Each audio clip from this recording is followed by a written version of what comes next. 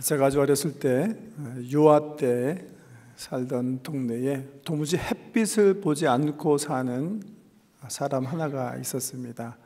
제가 살던 동네가 막다른 골목이었는데요, 저희 집에서 막다른 그 방향을 향해서 세 번째 집 어른인데요, 그 어른은 도무지 집 문 밖을 나오지 않습니다. 집에서 아내가 차려주는 식사를 한 다음에 곧바로 다시 다락방으로 올라가서 두문 불출하는 그런 분이었습니다. 세 남매가 있었는데요, 다 수재들입니다. 맏아들은 서울대 법대 다니고 있었고, 딸은 경기여고에서 공부하고 있었고, 또 막내가 아들인데 그 당시 미동국민학교, 굉장히 사람이 많이 다니던 학교였는데 거기서도 계속 전교 수석하는 그런 사람이었습니다. 그럼에도 불구하고 그 집에는요, 늘 이상한 기운과 어두움이 짙게 깔려 있었어요. 아저씨가 다락방에 처박혀 사는 것도 문제였지만 맏아들 되는 서울 법대생이 거의 발작 증세를 보이고 정신분열증 환자처럼 행동하고 있었기 때문입니다. 저는 나중에 좀 나이가 들어서야 저희 어머님 통해서 그 가정에 대해서 소상히 알게 되었습니다. 그 집 어른이요, 일본 시대에 일본 정부를 위해서 일했던 과거가 있답니다. 그래서 해방 후에 체포됐고 또 실형을 선고받았고, 그리고 감옥에 가서 징역살이를 오래 하다가 출소하게 되었답니다. 그리고 그 어른은요, 호적에 쳐진 소위 그 빨간 줄 때문에 이제는 폐인이 된 것이고, 더 큰 슬픔은 아버지의 과거를 알게 된 그 자녀들이 정신적으로 너무나 압박도 받고 수치감 속에서 그 압박을 이기지 못하고 거의 피해망상증 혹은 그 정신분열증이나 우울증에 모두 다 시달리게 되었다는 것입니다. 그렇게 손가락질을 받으며 사는 사람들의 심정이 어떨까요? 오늘 본문에 세리 레위가 나오는데요, 레위도 그런 손가락질을 받고 살았던 사람 중에 하나입니다. 요즘은 국세청에서 일한다, 세무서 직원이다 그러면 대단한 직업으로 생각하게 되는데, 2000년 전 예수님께서 이 땅에 오셔서 사역하실 당시 유대인들에게 있어서 세리라는 직종의 사람들은 파렴치한이라는 대명사였습니다. 이스라엘은 그 당시 로마의 식민지였는데요, 세리들은 바로 그 로마 정부에 빌붙어서 자기 동족들에게 세금을 징수하는 일을 하고 있었습니다.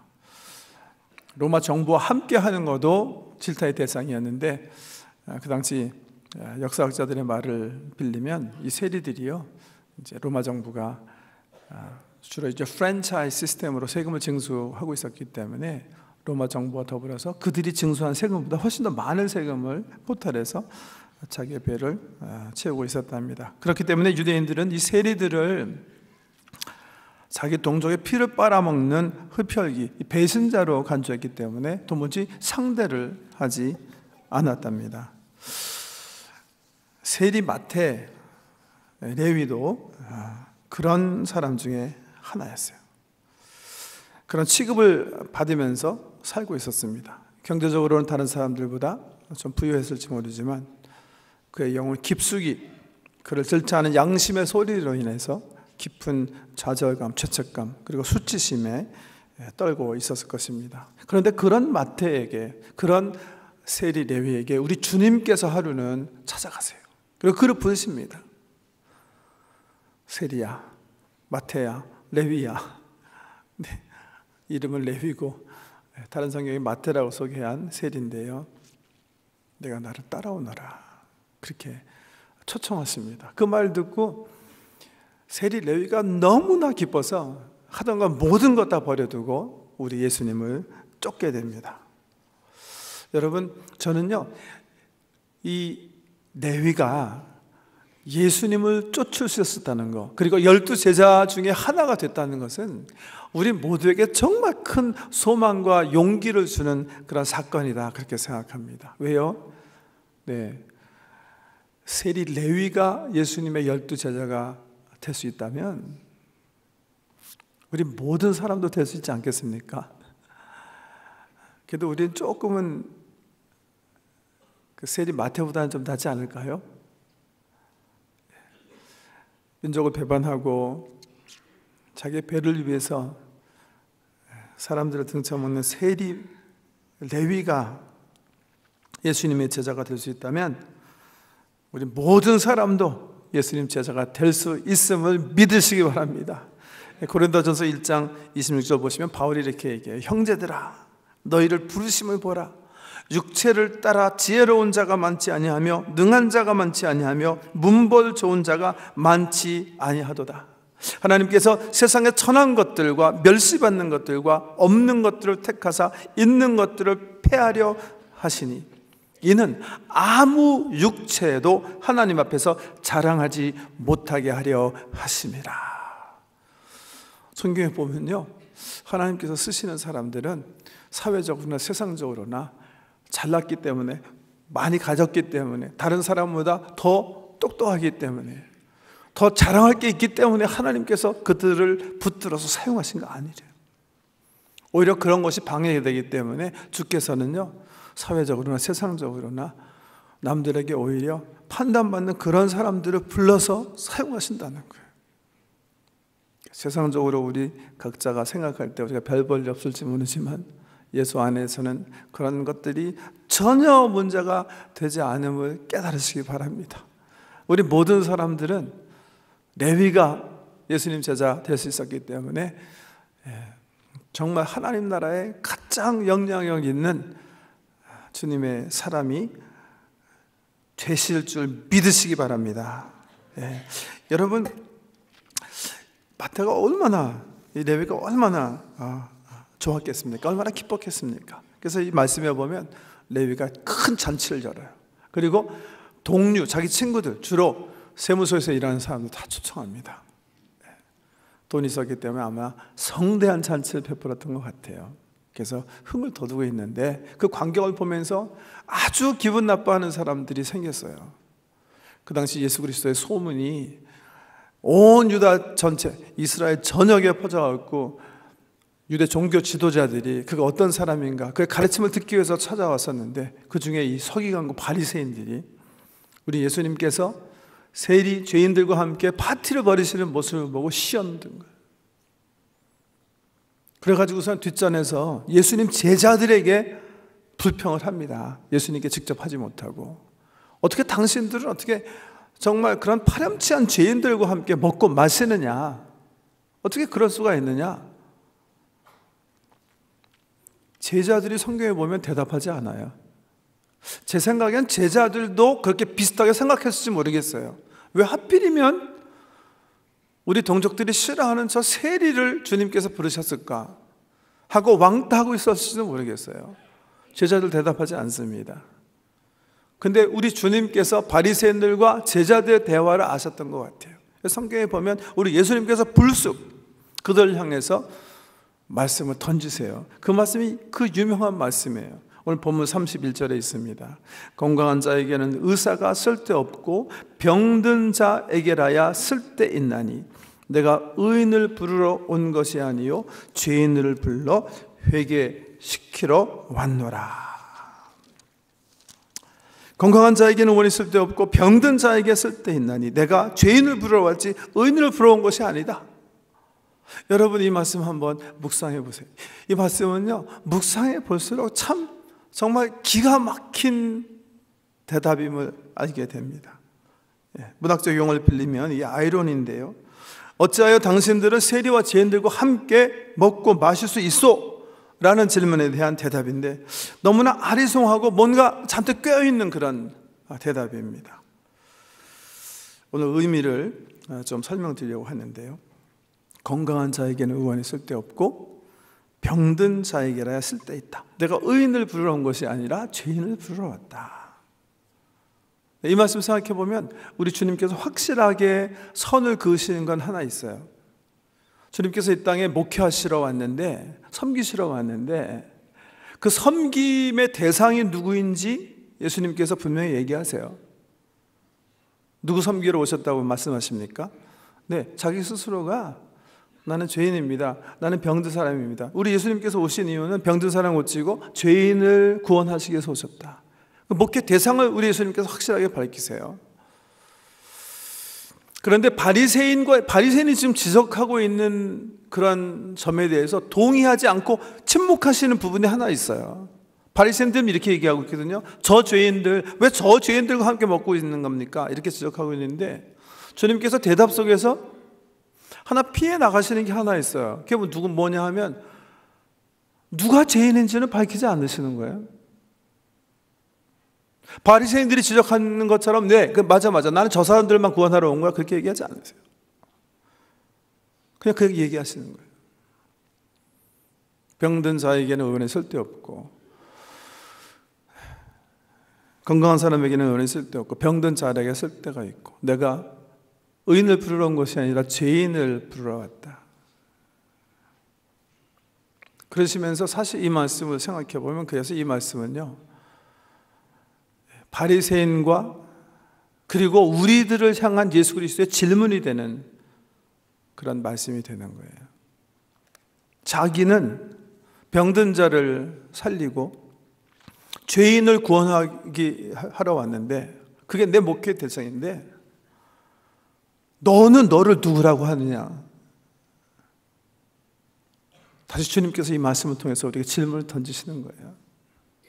왜? 내가 주님 죄인입니다. 내가 병들었습니다. 나를 구원해 주십시오. 라고 할 때에 비로소 우리 주님은 나를 향해서 사역하시겠다는 거예요.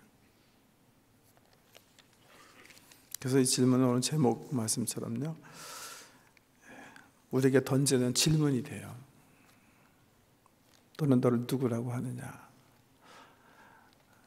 얼마 전에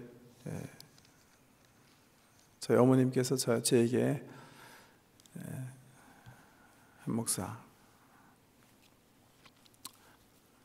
아버님이 많이 건강이 안 좋으시니까 한 목사가 한번 아버님에게 그 복음에 대해서 한번 이렇게 좀 확실하게 좀 설명드리면 안 좋겠나 그렇게 부탁하셨어요. 저희 아버님 지금 다시 건강하세요. 지금 90 넘으셨는데 건강하신데요. 어머니께서 부탁하셔서 네 그러겠습니다 하고 제가 한번 생각해 봤어요. 어떻게 좀 신앙생활 하셨지만 핵심적인 구원의 진리를 혹시 우리 아버님 마지막 이 순간이 다가온다면 마음속에 품고 가셨으면 좋겠다 생각하는 그 핵심 진리가 뭘까? 제가 생각해 봤어요. 그래서 아버님에게 그렇게 전해드렸어요. 아버지, 구원이라는 것은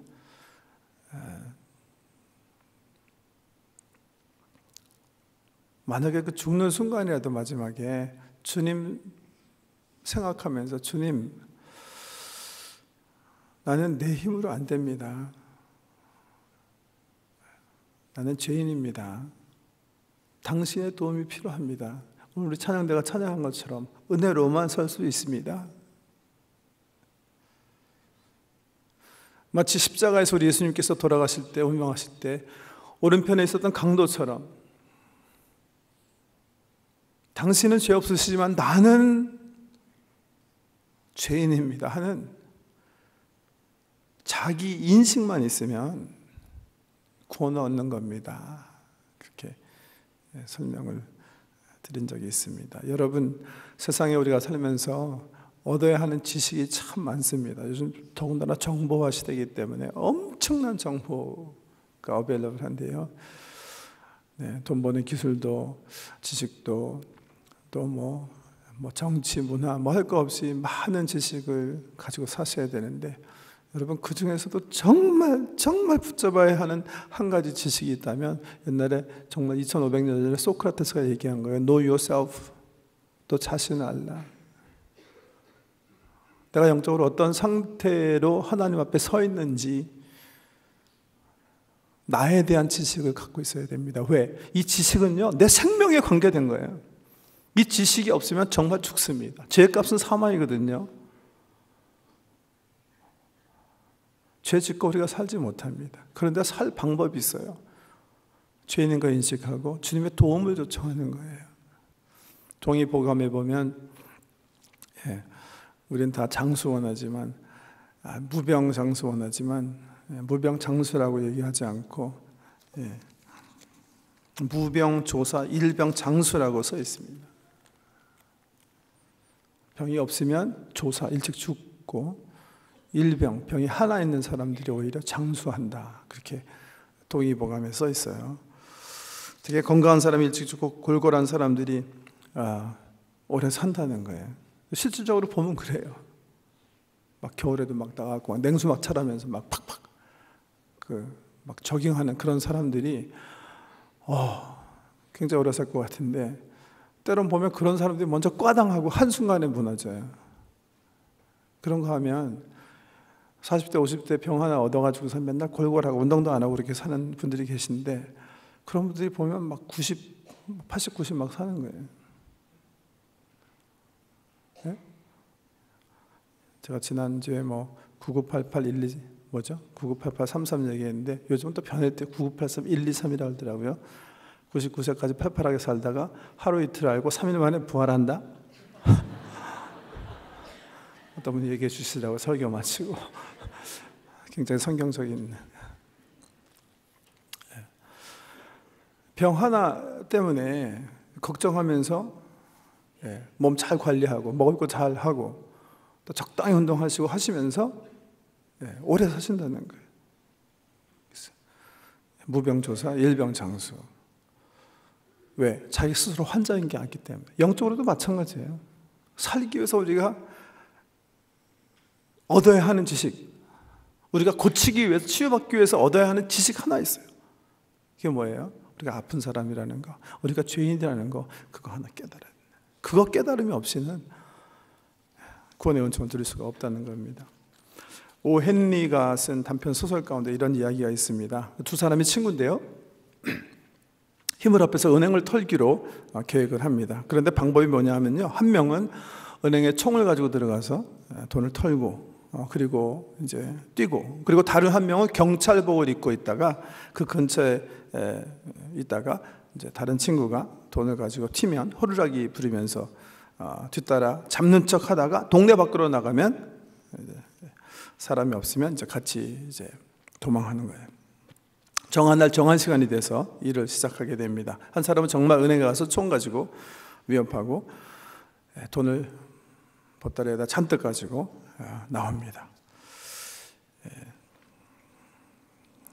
그리고 이제 도망치게 되는데요, 그 사람이 나오자마자 은행에서 직원들이 튀어나오고 도둑이야 소리 지르고 사람들이 함께 이제 소리를 치는데 보니까 경찰복 입은 도둑이 사람이 있는 거예요. 사람들이 경찰에게 도움을 청합니다. 그래서 이 경찰이 그 막 사람들이 막 이 도둑이 맞았으니까 그냥 잡으라고 소리치니까 막 흥분하게 돼요. 그래가지고 실질적으로 막 쫓아가가지고 자기 친구를 잡습니다. 그래가지고 사람들과 함께 이 사람을 경찰서에 데려서 경찰서에 넘겼다는 그런 이야기예요. 헨리가 쓴 굉장히 유명한 작품 중에 하나인데요. 도둑놈인데 경찰복을 입혔고 사람들이 경찰로 봐주니까 자기 신분을 잊어버리고 정말 경찰이 된 줄로 착각한 겁니다. 여러분, 교회 생활 오래 하다 보면 신앙생활하면서 가난한 사람도 돕고 기도도 하고 전도도 하고 착한 일도 하고 그러다 집사도 되고 장로도 되고 저처럼 목사도 되고 그러면서요, 이런 모든 외형적인 것 때문에 내가 누구인지, 주님 앞에 선 나의 정체성이 무엇인지 망각하고 살 수가 있습니다. 그런 의미에서 망각은 정말 무서운 암과 영적인 암이라고 할 수가 있습니다. 본문에서 바리새인이 범한 죄, 이분들은 다른 사람보다도 경건한 삶을 많이 애쓴 사람들이에요. 그런데 그 경건이 오히려 그 경건의 주인 되신 예수님을 보지 못하게 하는 그런 영적 어둠에 사로잡히게 하는 그런 상태를 야기시킨 거예요. 또 한 가지 오늘 본문 말씀은요, 우리가 전도해야 할 대상이 누구인지도 일러주십니다. 그래서 한번 이제 우리 Vision and Leadership Lecture Series 세 번째 강사님이 토론토 공대에서 오랫동안 가르치고 계신 박철봉 교수인데요. 저는 이분 강의를 들으면서 이분은 정말 하나님께서 세상에 심어놓은 선교사구나 그렇게 느꼈어요. 물론 학문적으로도 캐네디안 로얄 소사이어티 멤버, 정부에서 연방 정부에서 인정하는 우리나라의 이 카나다의 최고의 학자 중에 하나인데요. 그분이 얘기하시는 거 보니까 그분은 학교는 그냥 이 교수는 그냥 사용하는 거고 그분의 본업은 선교하는 일인 것 같았어요.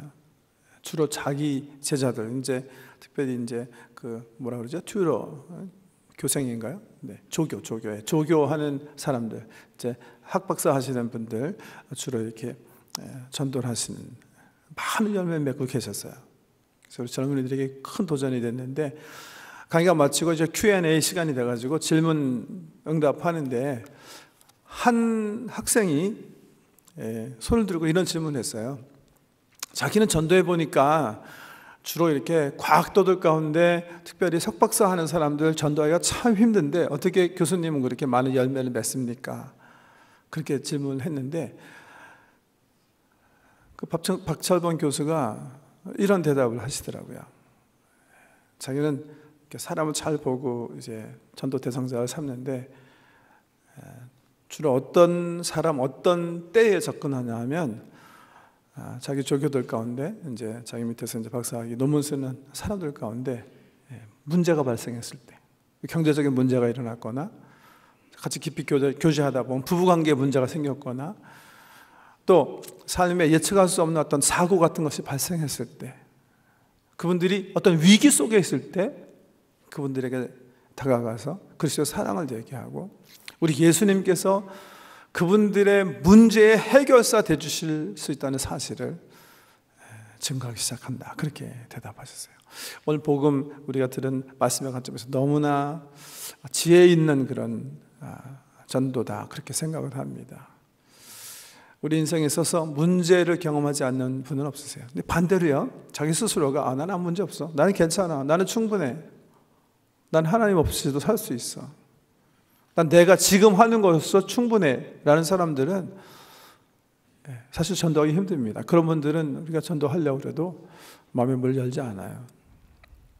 근데 우리 주위에 보면 정말 주님의 손길, 다른 분의 도움의 손길을 갈망하는 그런 사람들이 있어요. 마치 오늘 본문에 나온 세리 레위처럼 삶을 이렇게 살고 있지만 마음 영혼 깊은 구석 속에 아니야, 이건 아니야, 나는 지금 여기서 벗어나야 돼, 이거는 삶이 아니야, 그렇게 고뇌하고 구원의 손길을 갈망하는 그런 사람들이 있다는 거예요.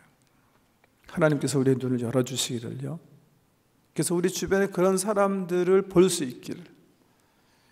그래서 이번 우리 2월 3월 우리 온 교회가 함께 전도하며 아주 특별한 만남 통해서 우리 영혼을 구원하는 그런 달인 만큼 주께서 우리 눈을 열어주셔서 그런 분들을 보게 하시고 그런 분들과 만남 주셔서 정말 이번 우리 아주 특별한 만남을 통해서 정말 많은 영혼들이 이 세리처럼, 이 레위처럼 주님의 제자로 새롭게 변하는 귀한 결실이 있기를 주의 이름으로 축원합니다. 기도하십시다. 아버지 하나님, 감사합니다. 이 세상 살아갈 동안에 꼭 있어야 한 지식들을 우리에게 주셔서 주님 앞에, 주님, 나는 당신을 필요로 하는 죄인입니다, 나는 영혼의 문둥병 든 사람으로 당신의 치유하심이 필요합니다, 이렇게 고백하며 주일마다 나와서 주님의 긍휼하심을 사모하게 하시니 감사를 드립니다. 하나님, 우리 주변에 이런 그 갈망을 가지고도 우리 주님 만나지 못한 사람이 있겠는데 이번 우리 아주 특별한 만남을 통해서는 그런 분들 꼭 우리가 보게 하시고 이들을 주님 품으로 인도하여 정말 천국 잔치, 하나님 기뻐하시는 그 아름다운 파티가 우리 교회에서 3월, 4월, 5월 펼쳐질 수 있도록 주님 도와주시옵소서. 우리 각 촌들을 축복합니다. 우리 촌원들이 함께 기도하며 하나님의 나라를 세워나가는 귀한 계절이 되도록 은혜 베풀어 주시옵소서. 예수님 이름으로 기도드립니다. 아멘.